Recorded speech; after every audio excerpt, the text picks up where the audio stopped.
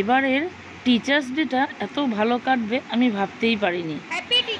এখানে আমার সব স্টুডেন্টরা এসছে, খুব মজা করেছি, কেক কেটেছি, কিন্তু এদের মধ্যে দুজন আসতে পারেনি, একটা এমার্জেন্সির কারণে ওরা দেশের বাড়ি চলে গেছিলো। তো ওরা আমার জন্য কেক এনেছিল, কেকটা কাটিং করছি, তোমাদেরকে একটু টিচার্স ডে ভ্লগটা তোমাদের সাথে শেয়ার করছি। সবাই আমার জন্য বেলুন দিয়ে ঘরটা সাজিয়েছিল, আর এই যে কেকটা দেখছো ওরা সবাই নিজেরা টাকা তুলে এই কেকটা আমার জন্য আনিয়েছে। মানে বাচ্চাদের এই ভালোবাসাটাই আমার এই চরম পাওয়া। তা সবাই মিলে খুব খেলাধুলা করেছে, মজা করেছে, আমারও খুব ভালো লেগেছে ওদের সাথে। কী সব খেলা, এক পায়ে কতক্ষণ দাঁড়িয়ে থাকবে, কে কতক্ষণ দাঁড়িয়ে থাকতে পারে। তো এইভাবে অনেকক্ষণ টাইম ওরা কাটিয়েছে আমার সঙ্গে। তা ওদের থেকে আমার প্রাপ্তি কিছু ভালোবাসার জিনিস।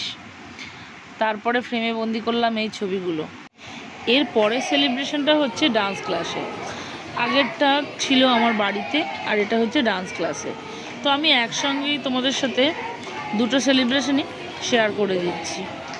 ডান্স ক্লাসে এসে স্যার এবং ম্যামের সাথে ওরা সবাই মিলে সেলিব্রেশনটা করলো, খুব আনন্দ করলো।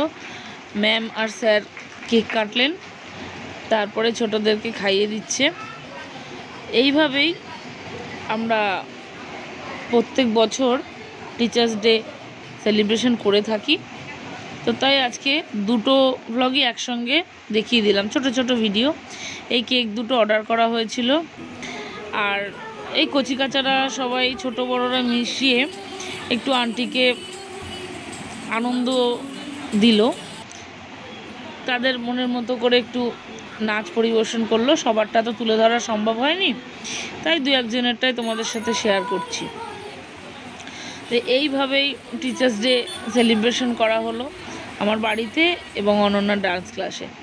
তাই কিছু ছবি ফ্রেমে বন্দি করে তোমাদেরকে দেখালাম। নতুন কোনো বন্ধুরা আমাদের ভিডিও ভালো লাগলে চ্যানেলটা সাবস্ক্রাইব করে আমাদের পাশে থেকে যেও।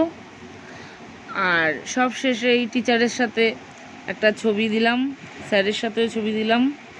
সবাই ভালো থেকো, সুস্থ থেকো, টাটা।